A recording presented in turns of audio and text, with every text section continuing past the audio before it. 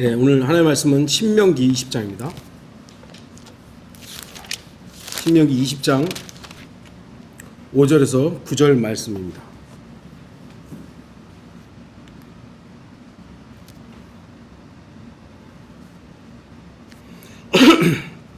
신명기 20장 5절에서 9절 말씀입니다. 제가 말씀을 읽겠습니다. 관원들은 백성에게 고하여 말하기를 새 집을 지어놓고 봉헌하지 않은 자가 있느냐? 그는 자기 집으로 돌아갈지니 그가 전투에서 죽어 다른 사람이 봉헌하지 못하게 하려 함이라. 포도원을 만들어 놓고 그 열매들을 먹지 못한 자가 있느냐? 그도 자기 집으로 돌아갈지니 그가 전투에서 죽어 다른 사람이 그 열매를 먹지 않도록 하려 함이라. 아내와 정혼하고 그녀를 취하지 못한 자가 있느냐? 그는 자기 집으로 돌아갈지니 그가 전투에서 죽어 다른 사람이 그녀를 취하지 않도록 하려 함이라 하라. 더 나아가 관원들은 백성에게 일러 말하기를 겁에 질리고 낙담하는 자가 있느냐? 그는 자기 집으로 돌아갈지니 그의 형제들의 마음이 그의 마음과 같이 되지 않도록 하려 함이라 하고, 그 관원들이 백성에게 말하기를 마친 후에 그들이 군대의 대장들을 세워 백성을 이끌게 할지니라. 오늘 말씀의 제목은 전쟁에서 배제된 사람들입니다. 전쟁을 좋아하는 사람은 없습니다. 전쟁 광이라고 하는 전쟁에 미친 사람들 빼놓고는 전쟁을 좋아하는 사람은 없을 겁니다. 왜냐하면 전쟁의 결과가 너무나도 끔찍하기 때문이에요. 승자라고 해서 피해가 없습니까? 있죠. 패자는 더할 것 없이 모든 것을 잃어버리기 때문에 전쟁의 결과. 며칠 전에 영상을 하나 봤는데 어떤 아버지가 중동 필리스타인인지 아니면은 뭐 그쪽 지역인 것 같아요. 어린아이가 너무 예쁜 아이가 누워있는데 전 자는 줄 알았는데 뭐 아버지가 뭐 막 목 놓아 우는 거예요. 아이를 들어 했는데 죽은 거예요. 전쟁에 죽은 것 같아요. 아, 그 모습이 보는데 너무 안타깝고 마음이 짠하더라고요. 전쟁의 결과들입니다. 결과들. 그러나 성경은 그 어떤 책보다 전쟁에 대한 기록이 많고 오히려 전쟁을 옹호하는 듯한, 전쟁을 부추기는 듯한 그런 기록도 많이 있습니다. 구약에서는 수백 번의 전쟁이 기록되어 있으며 기록되지 않은 전쟁도 헤아릴 수 없이 많습니다. 히브리서 11장에는 믿음의 원로들이 나오죠. 그들 중에는 전쟁 영웅들도 있습니다. 그리고 그들 중 전쟁에 관해 으뜸이라고 할 수 있는 인물은 여호수아와 다윗일 것입니다. 가나안 땅을 정복하는 여호수아에게 자비는 없었습니다. 그냥 하나님의 말씀대로 그냥 들이밀고 들어가서 여리코를 무너뜨리고 거기 있는 사람들 그냥 정말 말 그대로 씨를 안 남기고 다 죽이죠. 또한 가나안 땅을 확대하고 12지파를 규합하고 나라를 견고하게 하는 다윗의 전쟁 역시 자비는 없었습니다. 사무엘하 12장 31절 보시면 다윗이 그 성읍 안에 있는 백성을 끌어내어 톱질과 쇠 썰애질과 도끼질을 하고 벽돌 굽는 가마로 지나가게 하였으며 그가 암몬 자손의 모든 성읍들에 그같이 하더라. 암몬 자손의 모든 성읍들에 똑같이 했다는 거예요. 도끼로, 쇠 썰애질로 벽돌 굽는 가마에다 사람을 넣어서 죽이고, 그리하여 다윗과 모든 백성이 예루살렘으로 돌아오니라. 다윗의 이 전쟁에서 자비란 없어요. 너무 끔찍하죠. 그런데 주목하십시오. 여호수아와 다윗이 누구의 예표인가? 누구의 예표죠? 예수 그리스도의 예표예요. 이 세상 거의 모든 사람들이 예수 그리스도를 사랑의 화신, 평화의 상징으로만 보려고 합니다. 물론 틀린 건 아니죠. 예수 그리스도는 사랑의 하나님이시기도 하고 평화를 주러 오시기도 하시죠. 하지만 그들이 기대하는 것과는 다르게 지금 이제 예수님께서 오시면 이 땅에는 전쟁을 선포하시고 그 전쟁을 통해 천년 왕국을 마련하실 것입니다. 마태복음 10장 34절, 내가 땅 위에 화평을 주러 온 줄 생각하지 말라. 나는 화평을 주러 온 것이 아니라 칼을 주러 왔노라. 물론 주님께서는 초림 때 분명하게 화평을 주러 오셨고 속죄, 사랑을 실현하러 오셨습니다. 그걸 완성하셨습니다. 그리고 이제 올라가셨고 이제 다시 오시면 또 사랑을 선포하러 오는 것이 아니에요. 이제는 심판이죠. 그게 성경의 명확한 주제예요. 왕국을 이루어 오시려는 거예요. 근데 사람들은 계속 사랑만 좋아하는 거예요. 화평만 좋아하는 거예요. 그런 예수님만 계속 부르짖는 거예요.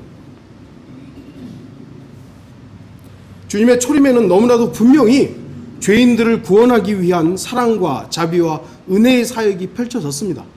다시 말씀드리지만 그 사역은 끝났어요. 완성됐어요. 이미 이루어졌어요. 문제는 그걸 안 믿으니까 문제죠.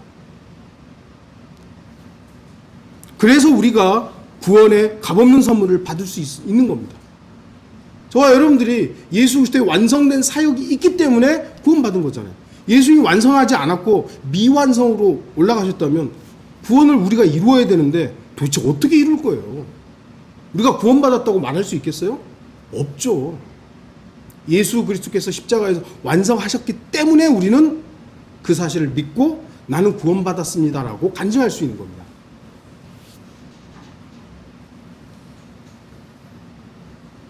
그러나 이 선물은 무한정으로 주어지는 것이 아닙니다.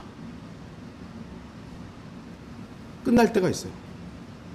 이 값없는 선물을 주님께서 계속 우리를 통해서 계속 선포하게 하시고 복음을 전파하게 하지만 이것이 끝날 때가 있습니다. 이제 곧 심판의 주님으로서 주님은 다시 오실 것입니다. 전쟁은 지금도 세계 곳곳에서 일어나고 있죠. 대표적으로 일어나는 게 지금 이스라엘과 하마스, 그다음에 우크라이나, 러시아 전쟁이지 거기만 있습니까? 아프리카 내전부터 시작해가지고 남아메리카 거기도 지금 그 마약 카르텔하고 정부군하고 계속 싸우고 있죠. 우리나라도 끝난 게 아니잖아요. 북한하고 우리는 지금 휴전 중이니까 잠시 쉬고 있는 거예요. 전쟁 중입니다. 분명한 것은 전쟁은 하나님께서 죄인들을 다루시고 징계하시는 방법 중에 하나라는 사실입니다.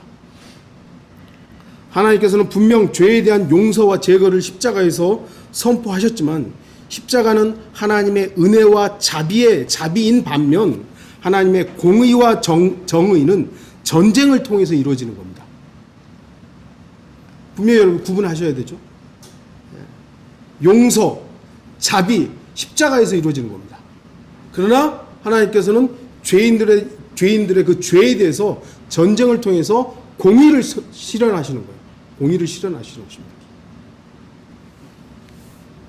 바로 그 전쟁을 통해서 이스라엘의 죄악을 심판하셨고 지금도 부분적으로는 전쟁을 통해 세상 죄를 징계하십니다. 물론 우크라이나에 있는 사람들이 우리보다 더 악하기 때문에 하나님께서 그들을 징계하고 우리는 조금 덜 악하기 때문에 지금 전쟁이 일어나자 그런 건 아닙니다. 인간의 욕심들이 거기에 작용을 하고 하나님께서 그런 부분들을 허용하시고 하는 부분이 있지만 누군가가 벼락을 맞았으면 저 사람 나보다 죄를 더 지었구나 그런 거 아닙니다. 영적인 측면으로 본다면 영적 전쟁은 나 개인의 죄와 육신적인 상태를 점검하고 바로잡는 기회가 될 수 있으며 지역교회 역시 영적 전쟁을 통해 하나님의 다루심을 경험하는 진지한 기회가 될 수 있습니다. 그래서 우리는 영적 전쟁이 이 영적 전쟁 하지 말아야 되는데 그것이 아니라 영적 전쟁을 우리는 기쁜 건 아니지만 있어야 된다는 그 필요성에 대해서 우리는 인지해야 돼요. 있어야 되는구나.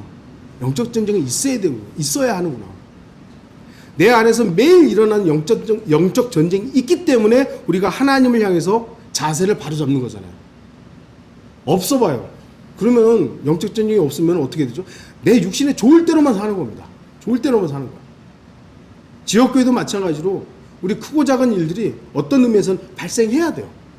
그래야 우리가 우리 자신을 한번 돌아보는 것이죠. 전쟁을 누가 원합니까?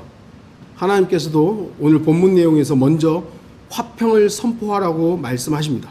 신명기 20장 10절 보시면 내가 어떤 성읍에 싸우려고 접근할 때면 그 성읍에 화평을 선포하라. 이게 뭐냐면 항복해라 이거죠. 우리가 너네 말 안 들으면 너네 징계할 거야, 쳐들어갈 거야. 화평을 선포하라는 게 뭐 항복해라 이거예요. 항복해라.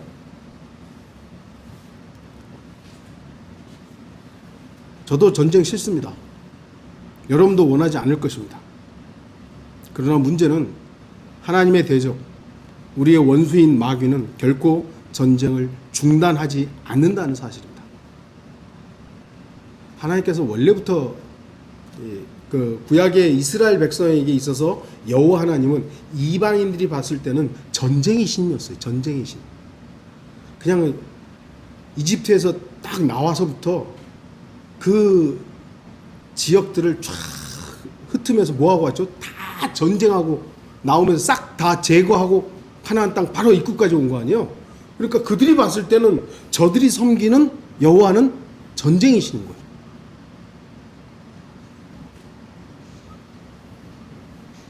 원래부터 하나님께서 그랬습니까? 아니죠.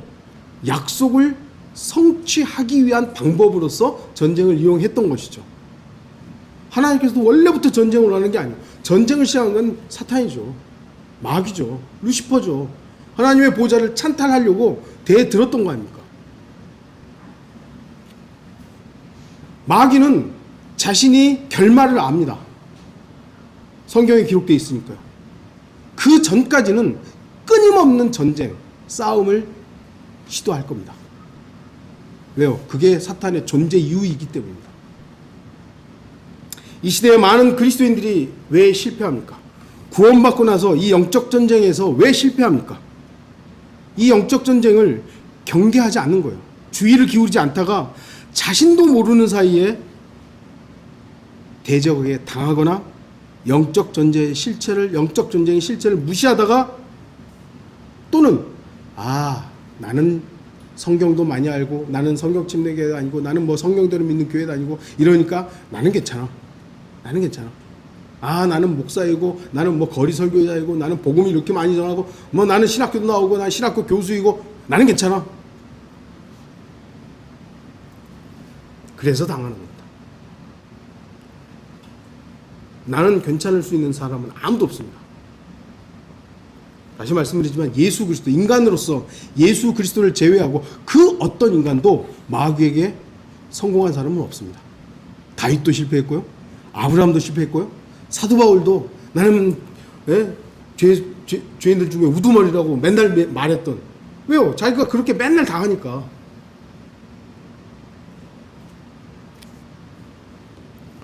저와 여러분도 영적 전쟁에서 물론 승리했던 경우도 있지만 실패했던 경우들을 가만히 보십시오. 왜 실패했는가? 왜 철푸덕 쓰러졌고 왜 마귀의 공격에서 헤어나지 못했던가? 내 중심이 주님으로부터 살짝 비껴갔기 때문에, 예수 그리스도로부터 어쨌든 비껴갔기 때문에, 주님이 주시는 화평이 아니라 내가 원하는 화평을 추구했기 때문에 당한 겁니다. 주님께서 오셔서 마귀를 영원한 불못에 던지기 전까지 절대로 이 전쟁은 끝나지 않을 것임을 명심하십시오. 이 전쟁은 안 끝나요. 물론 전쟁도 약간 소강 상태에 있는, 좀 우리나라처럼 휴전할 때도 있고 24시간 내내 전쟁했다간 군인들을 아마 다 포기하고 못할 거예요. 그러니까 와다닥 싸우다가도 서로 잠깐 쉴 때도 있고 그러잖아요. 우리가 영적 전쟁이라고 해서 24시간 내내 싸우는 것이 아니라 약간의 소강 상태도 있고 뭐 치열하게 싸울 때도 있고 그렇습니다만 전쟁 자체는 끝나지 않는 겁니다. 그렇기 때문에 오늘 본문에 등장하는 전쟁에서 배제되는 사람들은 긍정적이기보다 부정적인 면이 강하다고 할 수 있습니다. 오늘 본문은 정반대의 시각으로 보는 구절입니다. 대부분의 학자들은 본문에 대해서 긍정적인 부분만 보려고 합니다. 그래서 그들은 아무리 위급한 전쟁 상황이라 해도 하나님께서 그 전쟁에 참여하지 않아도 되는 사람들에 대해서 말씀하고 있다고 설명을 합니다. 집을 지었는데 아직 봉헌을 안 했어. 그럼 이 사람이 전쟁에 나가면 어떡하겠어요? 맨 집 생각밖에 안 할 거 아니에요. 그러니까 차라리 전쟁하지 말고 가라, 이거거든요. 여기 말을 하겠지만 정혼을 했어요. 이제 앞으로 결혼을 하고 정해놨어요. 근데 전쟁 나가요. 그러면 생각이 뭐에 가 있겠어요? 나 사랑하는 아내, 사랑하는 여인, 여기만 있을 거 아니에요. 그러니까 차라리 빨리 너 집에 가서 결혼해라. 그 여인을 뺏기지 말아라. 뭐 이런 거잖아요. 이 구절들을 많은 사람들이 하나님의 배려라고 생각하기도 합니다. 물론 하나님께서 전쟁이라는 참혹한 상황에서 누군가를 배려하시는 부분도 있을 수 있습니다. 그러나 본문의 문맥을 살펴본다면 배려라고 생각하기보다는 배제, 이 사람 오지 마, 너 전쟁하지 마, 너 괜히 전쟁에 참여했다가 다른 사람까지 힘들어. 저는 이 부분으로 좀 보여지는 겁니다. 본문에 나오는 사람들의 조건은 전쟁에서 힘써 싸울 사람들이 아니라 몸을 사리거나 어쩌면 도망가거나 어떤 경우에는 전우들에게 피해를 줄 수도 있는 사람들이기 때문입니다. 그렇기 때문에 차라리 너 여기 있지 말고 집에 가서 너 하던 거나 해. 괜히 여기 있다가 다른 사람까지 힘들게 하지 말고. 저는 그런 측면으로도 보인다라는 것이죠. 하나님께서 이스라엘 백성들 앞에 마련하신 카나안 땅은 아무도 살지 않는 빈 땅이 아니었습니다. 이미 400년이 넘는 기간 동안에 그 지역에는 다른 사람들이, 이방인들이 살고 있었어요. 카나안의 7족속들 가운데도 몇 족속은 또 없고 새로 추가된 족속도 있고. 예. 그런데 그들은 400년이 넘었으면 이미 그곳은 자기 고향일 거 아니에요. 안정적으로 살고 있는 겁니다.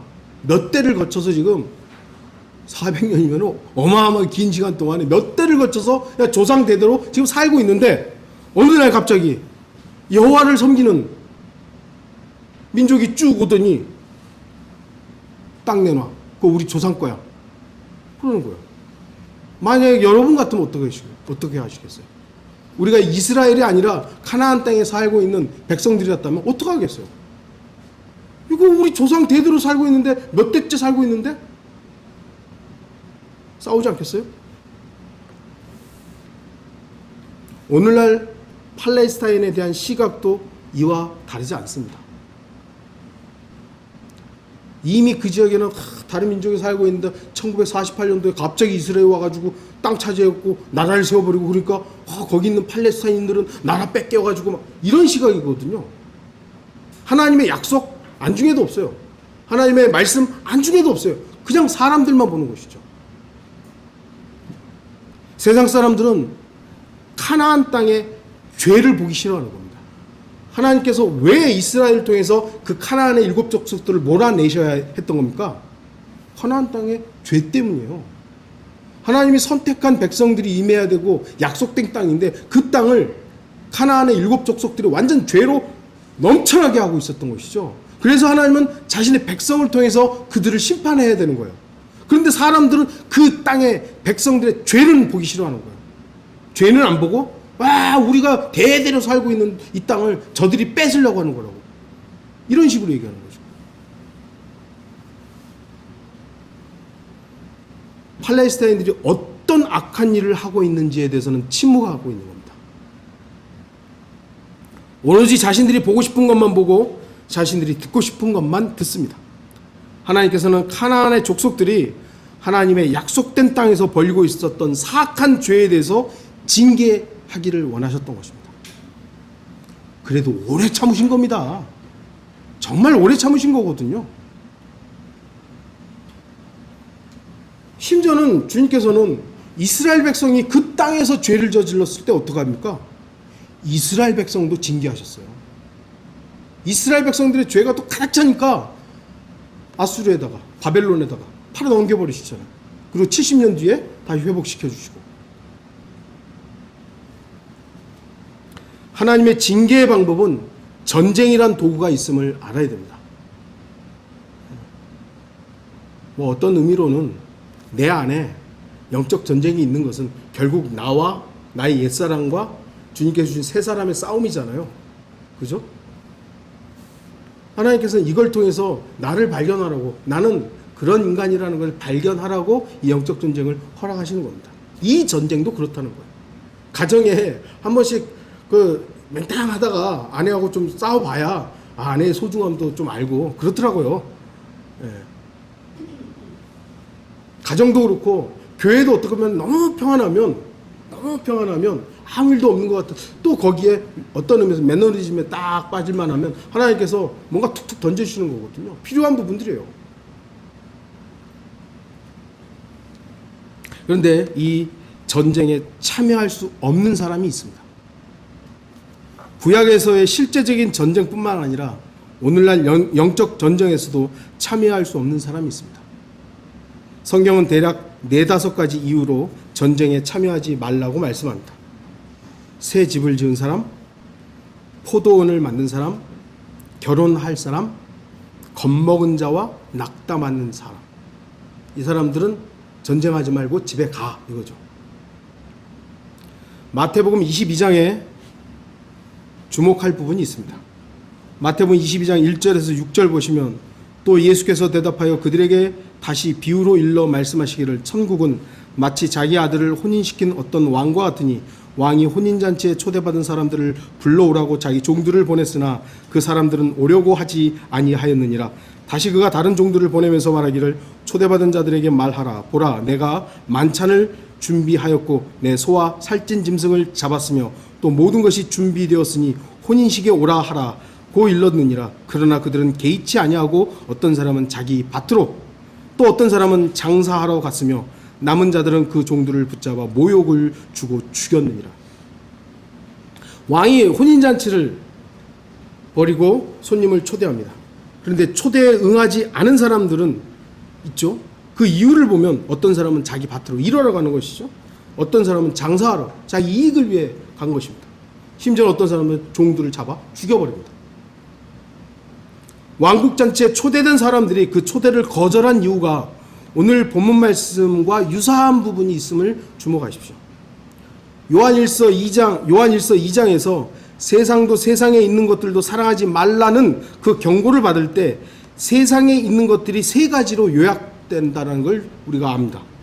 그 3가지는 육신의 정욕과 안목의 정욕과 생의 자랑이죠. 바로 이 3가지가 오늘 본문에서도 전쟁에 배제된 사람들과 연관이 있는 것입니다. 어떤 사람들이 전쟁에서 배제됩니까? 새 집을 지은 사람입니다. 집이란 이 세상 사람들뿐만 아니라 그리스도인들에게도 필요합니다. 그런데 이 집에 집착하게 되고 이 땅에 자신의 집을 완성하려 하면 전쟁에 참전할 수 없게 되는 겁니다. 다른 사람들이 전쟁에서 피 흘려 싸울 때 집을 지은 사람은 전쟁에 집중할 수 없게 됩니다. 자신이 쌓아 올린 집에 대해서 정신이 팔렸기 때문입니다. 세상의 마음이 빼앗긴 사람은 영적 전쟁에서 제대로 싸울 수 없습니다. 아까도 말씀드렸듯이 내 안에서 일어난 영적 전쟁은 나의 옛사람과 새사람의 싸움이에요. 근데 세상의 마음이 뺏겼다는 것은 육신으로 산다는 얘기잖아요. 그러면 이 영적 전쟁은 해보나 마나요. 할 수가 없는 거예요. 대마에 대해서 왜 사도 바울이 대마는 세상을 사랑하여 갔고 이렇게 간단하게 했겠어요. 어떻게 할 수가 없는 거예요.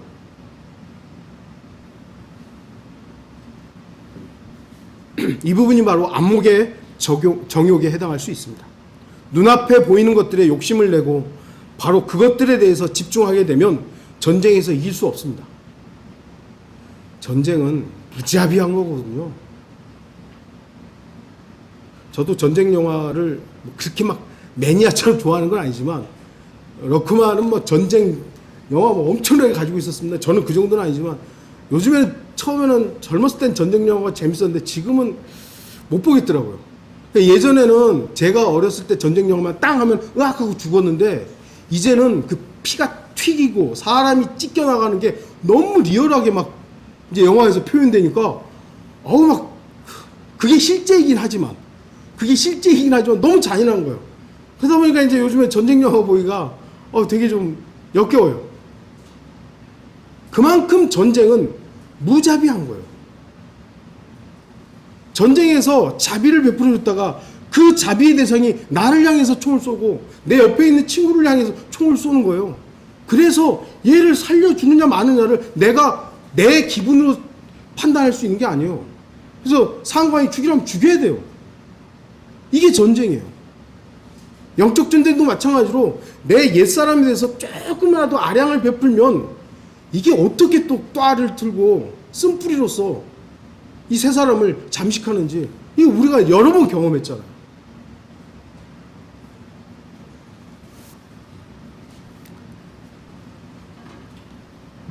세상 사람들은 이 땅에 자신의 모든 것을 쌓아 올립니다. 세상 사람들이야 이 땅밖에 없으니까 여기서 모든 것을 이루려고 사는 것이죠. 하지만 그 어떤 것도 만족할 수 없습니다. 더 많은 걸 얻으려고 하더라고요. 더 많이.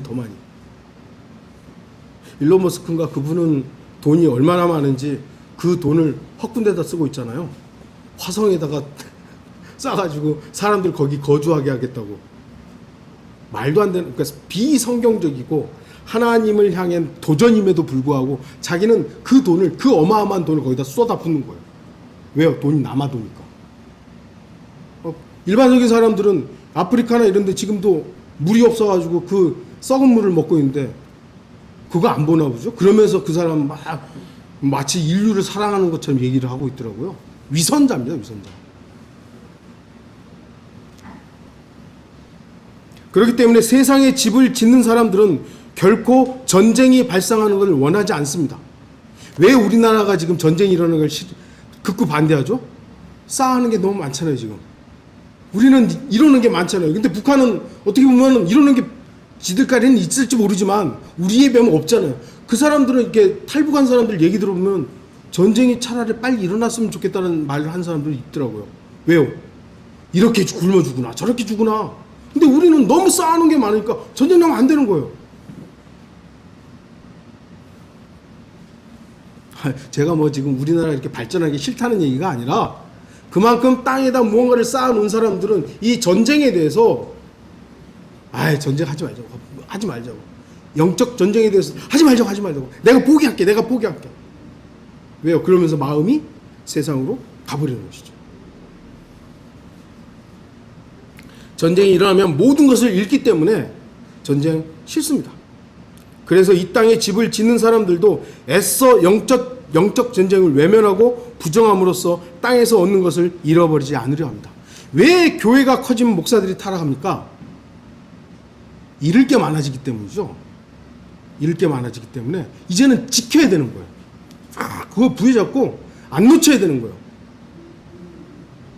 제가 생각하는 성경 침례교회, 사랑 침례교회, 교회가 결국 그분들이 처음부터 그랬던 건 아닌 것 같고, 교회가 수백 명이 되고 수천 명까지 해도 수백 명이 된, 그리고 교회를 짓고 막 이러면서 그분들이 이상해진 것 같아요.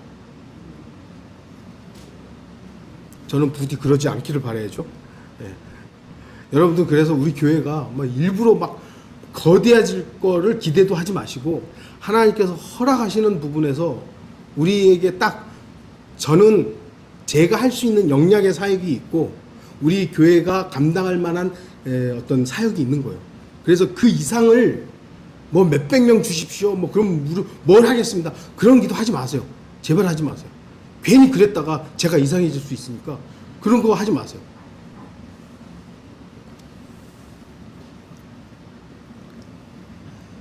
땅에 무언가를 이루어놓은 사람들, 땅에다 뭔가를 화려하게 지어놓은 사람들, 그거 아까워서 어떻게 주님 부르시면 올라가겠어요? 교회를 수백억 들여가지고 막 크게 지어놨어요. 그리고 이제 이제 좋다, 이제 누리기만 하자 하고 있는데 갑자기 주님 올라오라고 그래요. 그 사람이, 그 목사가, 교회 사람들이, 주님 좀만 늦게 오시죠. 이거 좀 더 누리고 가야 되는데, 그런 마음 없겠어요? 그러면 안 되는 거예요. 그래서 지금 저와 여러분에게 주신 것에 감사하십시오. 그게 얼마가 되는지 모르지만 더한 것들을 땅에다 쌓으려고 하지 마십시오. 그러면 우리 마귀하고 싸우는 거 싫습니다. 그냥 포기하게 되는 거예요. 어떤 사람들이 전쟁에서 배제됩니까? 포도원을 만든 사람들입니다. 집을 만든 사람도 문제이지만 포도원을 만든 사람도 마찬가지입니다. 포도원은 결실이 있잖아요. 결실. 내가 땀을 흘려서 일군 것에 대한 결실. 그것은 농부의 자랑입니다. 포도원을 만들고 그 결실을 기다리는 사람들에게 전쟁 얼마나 낭패입니까? 그래서 자꾸만 뒤를 돌아보게 되는 겁니다. 그러나 바로 그것들 때문에 뒤를 돌아보게 되면 하나님의 왕국에는 적합한 사람이 될 수 없습니다. 누가복음 9장 62절 예수께서 그에게 말씀하시기를 손에 쟁기를 잡고 뒤를 돌아보는 자는 하나님의 나라에 적합하지 아니하노라. 이 땅에다가 쌓은 것도 중요하지만 자꾸 자기 땀을 일구어서 자기 땀의 성과물들을 기대하고 그걸 자랑하는 사람에게는 하나님의 왕국이 필요 없어요. 왜요? 내가 일군 게 있는데 주님이 나에게 주신 영적인 완벽한 나라, 하나님의 나라, 아니 그거보다 내가 이루는 왕국이 더 좋은데요. 뭐. 그 사람은 전쟁이 일어나는 거 싫어요. 내 안에 일어나는 영적 전쟁도 마찬가지고 교회에서 일어나는 것도 나라의 어떤 하나님께서 다루시는 모든 손길들을 통한 징계 다 싫은 거예요. 포도원은 생의 자랑과 연결 지을 수 있습니다. 땅의 결실, 땅의 열매는 이 땅에서는 자랑거리가 될 수 있습니다. 어떤 대학을 나오고 어떤 차를 타고 있고 어떤 뭐 아파트에 살고 있고 어떤 회사에 다니고 이거 뭐 이 땅에서는 자랑할 수 있겠죠. 하지만 땅의 열매는 영적 전쟁에서 어떤 무기로도 사용될 수 없어요. 서울대에 나온 거하고 영적 전쟁에서 무슨 상관이 있습니까? 벤츠를 타는 거하고 영적 전쟁하고 무슨 상관이 있습니까? 아파트 뭐 몇 평짜리 한번 100평에 사는 거하고 영적 전쟁에서 무슨 상관이 있습니까? 아무리 뭐 벤츠를 타고 다녀도 영적 전쟁에서 승리할 수 없어요. 그래서 우리는 내 땀의 결실을 자랑할 일이 없다라는 것을 기억하십시오. 내가 이루어 놓은 것들 그거 사실 따지고 보면 다 주님의 허락하심이지 내가 이뤘다고 자랑할 수 있는 게 뭐가 있습니까? 그런데 어리석으면 이거 다 내가 한 거예요. 다 내가 한 거예요. 월급도 내가 잘해서 얻은 거고 승진도 다 내가 잘해서 한 거고 사업이 잘 되는 거 다 내가 잘해서 한 거죠. 그러면 영적 전쟁을 싫어하는 거예요. 필요 없다고. 제발 그거 하지 말자고. 그런 사람은 전쟁에서 배제돼야 됩니다. 어떤 사람들이 전쟁에서 배제됩니까? 약혼한 사람입니다. 본문에서는 결혼이란 단어가 아니라 정혼이란 단어가 사용되고 있죠. 이 단어는 물론 뭐 어떻게 보면 결혼과는 약간 다른 의미이지만 당시의 약혼, 정혼은 결혼과 같은 의미였죠. 그래서 이 단어는 결혼이란 의미로 사용될 수 있는 그런 내용입니다. 결혼하려는 사람에게 전쟁은 참으로 피하고 싶은 일일 것입니다. 전쟁 중에 그에게 떠나지 않는 생각은 자신의 사랑하는 아내일 것입니다. 그러면 그 군인은 몸을 사리게 되고 적극적으로 전쟁에 임할 수 없게 될 것입니다. 그렇게 되면 자신뿐만 아니라 다른 사람들까지 치명적인 위험에 빠뜨리게 됩니다. 저도 이제 군에서 저는 뭐 실제로 전쟁을 해본 사람은 아니죠. 그냥 군에서 훈련만 해봤던 거죠. 훈련만. 이제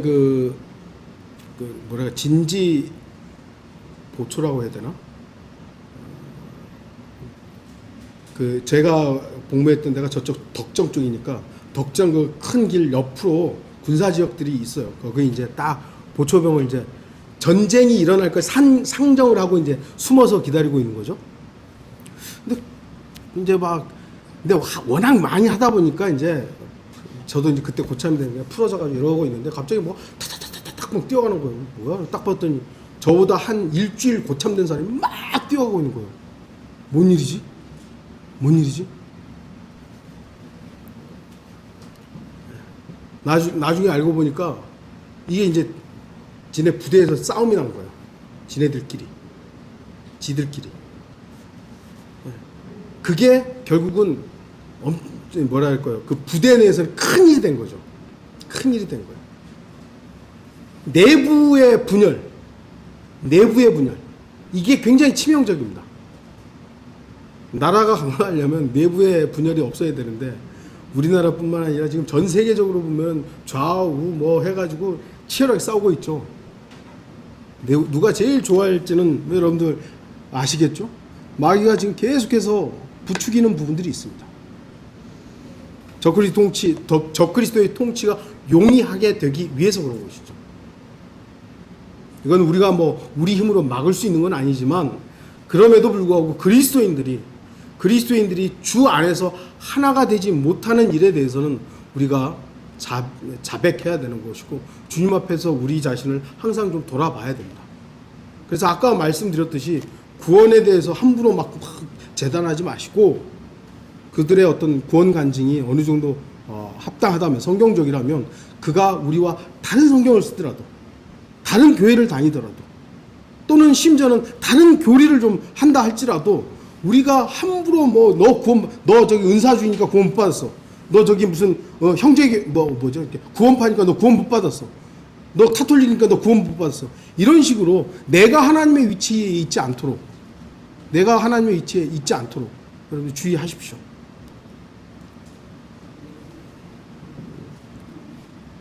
가정은 소중합니다.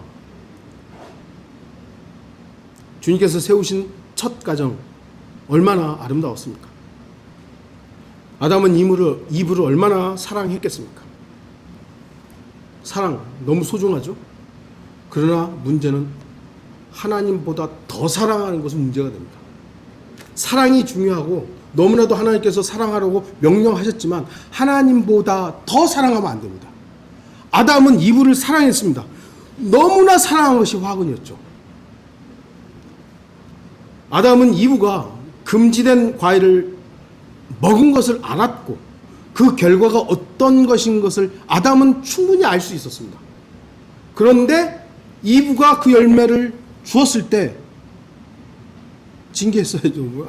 끊었어야죠. 그런데 그 열매를 같이 먹고 같이 죽을 만큼 사랑했던 거예요. 결국 아담의 불순종은 온 인류를 죄의 유전으로 이끌었던 것입니다. 그러니까 하나님보다 더 사랑하면 안 되는 거예요.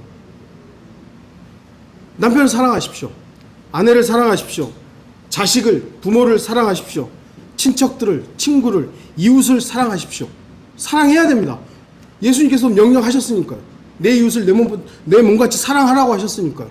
그리고 요한일서 2서 3서 보면 그리스도인들이 서로 사랑하지 않으면 어떠한 것인지 잘 나와 있잖아요. 보이지 않는 하나님을 사랑한다 하면서 보이는 형제자매를 사랑하지 않느냐고 책망하잖아요. 그러나 주 하나님보다 사랑하지는 마십시오. 하나님은 하나님 자신보다 다른 뭔가를 더 사랑하면 질투하십니다. 질투하시는 하나님이세요. 저와 여러분들이 다른 것 사랑하는 것 하나님께서 뭐라고 안 하세요. 다 사랑하시라고 그러는 거지. 그런데 어느 순간 하나님보다 그 대상을 더 사랑하면 하나님은 질투하십니다. 그 어떤 무엇보다도 우리는 하나님을 먼저 사랑해야 합니다. 하나님을 대신할 그 어떤 존재도 없다는 것을 기억해야만 영적 전쟁에서 패배하지 않습니다. 우리가 영적 전쟁에서 패배하는 여러 가지 이유가 있습니다만 결국은 하나님보다 나를 사랑하기 때문이죠. 그래서 나도 하나님보다 더 사랑하면 안 돼요. 나 역시도. 제가 요즘에 계속 말씀드렸지만 구원받기 전에 나의 육신에 해당한 나에 대해서는 우리가 부정적으로 생각해야 되고 점수 줄 게 없습니다. 나의 옛사람 이거 정말 어떻게 보면 매일 죽어야 되죠. 그러나 구원받고 난 하나님의 아들들인 나에 대해서는 여러분 사랑하십시오. 그리고 존중하십시오. 그리고 최고라고 하세요. 최고예요. 최고. 이 균형을 우리가 하나님의 말씀 앞에서 잡지 못하면 사랑하지 말아야 할 대상인 옛사람을 사랑하게 되면 하나님을 몰라라 하는 것이고요. 또 여기 옛사람이 아닌 새 사람만 사랑하다 보면 나의 옛날을 잊어버리는 거예요. 나의 존재의 가치가 정말 나는 원래 무가치한 존재였다는 사실을 잊어버리고, 그렇지, 나는 존중받을 만한 사람이지, 내가 당연히 사랑의 대상이지, 이렇게 또 착각하게 되는 거죠. 이게 균형을 맞춰서 하나님 앞에서는 존중받을 대상으로서, 사랑의 대상으로서 우리가 항상 서로를 사랑하고 이렇게 배려하고 하십시오. 그러나 나라는 존재가 어떤 사람이었는지에 대한 이 평가는 항상 좀 냉정해야 돼요.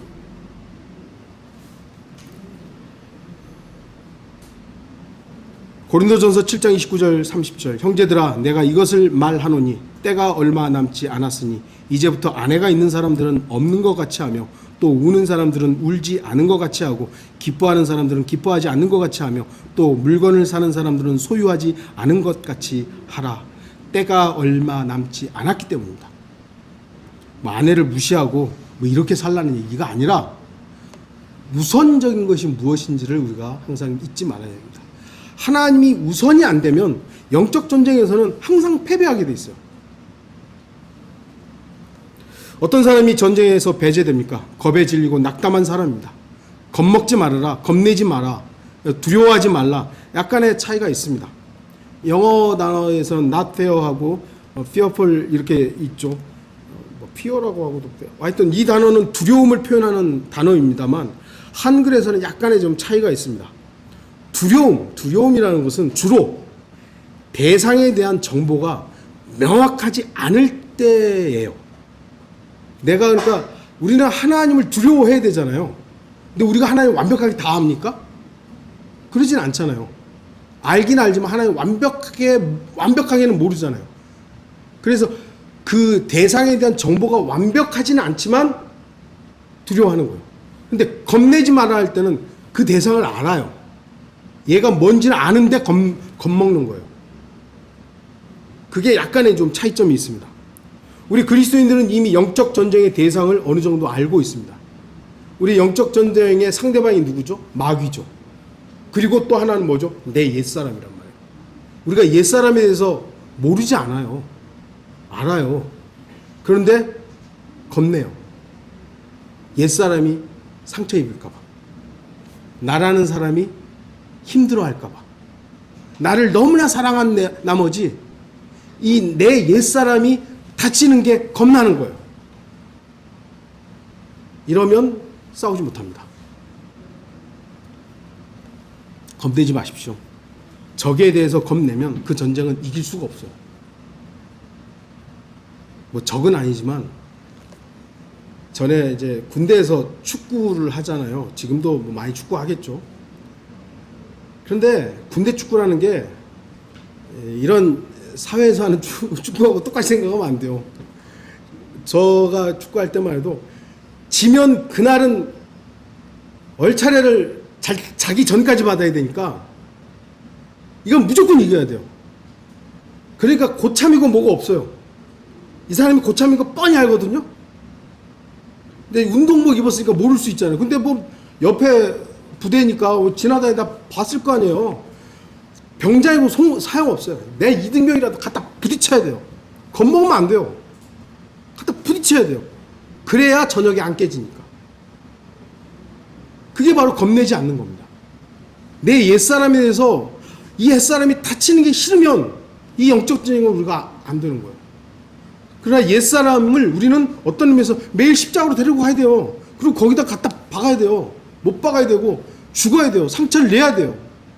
그래야 영적 전쟁을 치를 수 있습니다.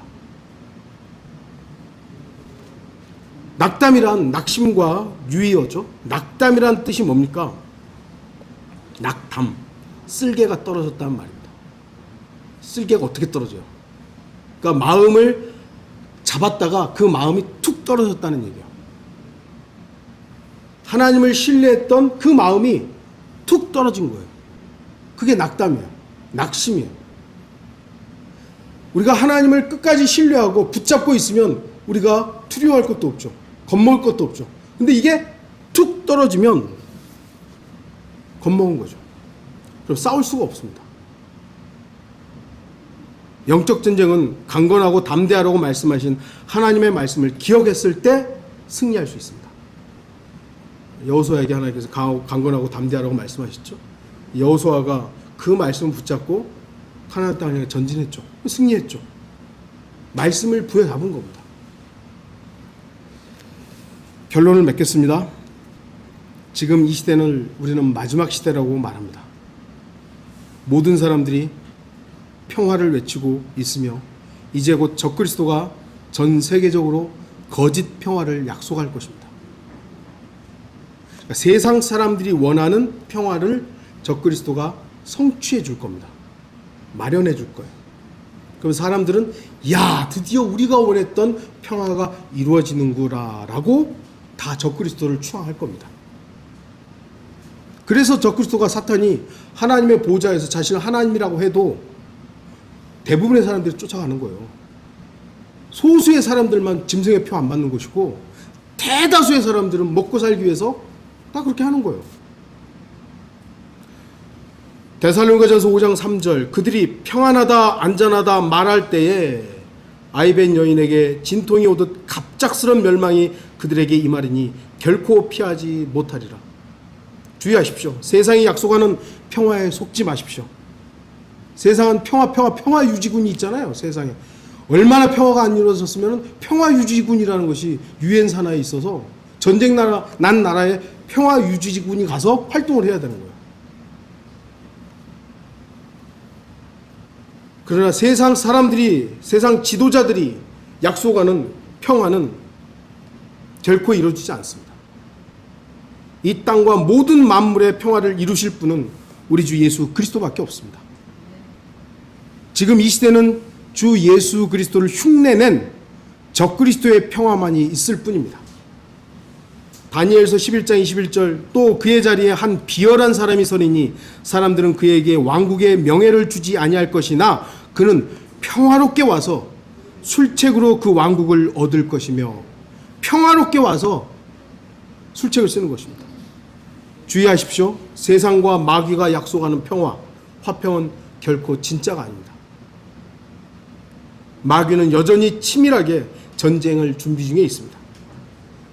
그렇기 때문에 우리 그리스도인들은 주님 오시기 전까지 전쟁 중에 있다는 사실을 잊어서는 안 됩니다.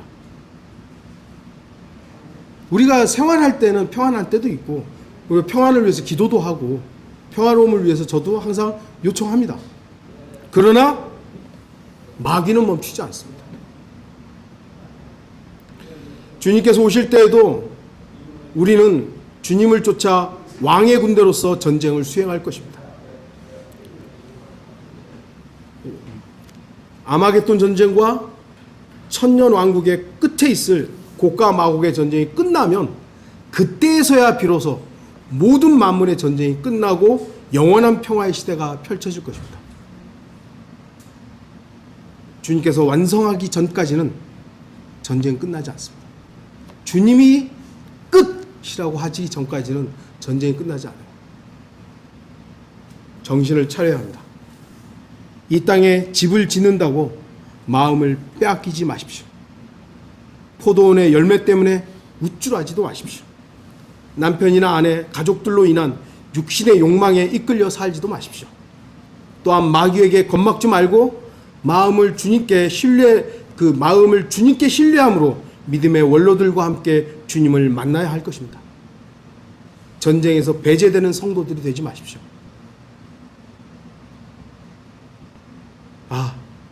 그러니까 정말 전쟁을 안 해도 되는 사람들이 있죠.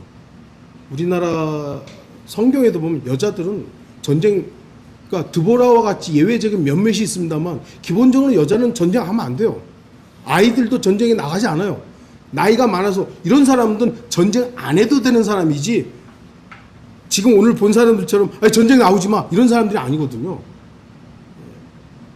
하나님께서 우리 성도들 가운데 전쟁에서 그래 너는 전쟁 안 해도 돼 그런 사람이 누가 있을까요? 제가 볼 때는 없어요. 천상에 있는 성도들이나 그 사람들이 이미 천상에 있기 때문에 전쟁을 참여할 이유가 없지만 이 땅에 있는 우리는 나이가 많건 적건 남자이건 여자이건 많이 배웠건 못 배웠건 뭐 어느 교회 다닌 건 상관없이 모든 그리스도인이라면 전쟁이 임해야 돼요. 전쟁이 임해야 돼요. 그걸 잊지 마십시오. 치열한 전쟁을 치르고 나면 주님께서 우리에게 그에 합당한 면류관을 수여할 것입니다. 전쟁 끝나고 나면 군인들에게 훈장을 주죠. 승리했을 때 주죠. 그거 괜히 주는 거 아닙니다. 영적 전쟁의 군사로서 치열하게 싸우는 베델 독립신학의 성도들이 되기를 바랍니다.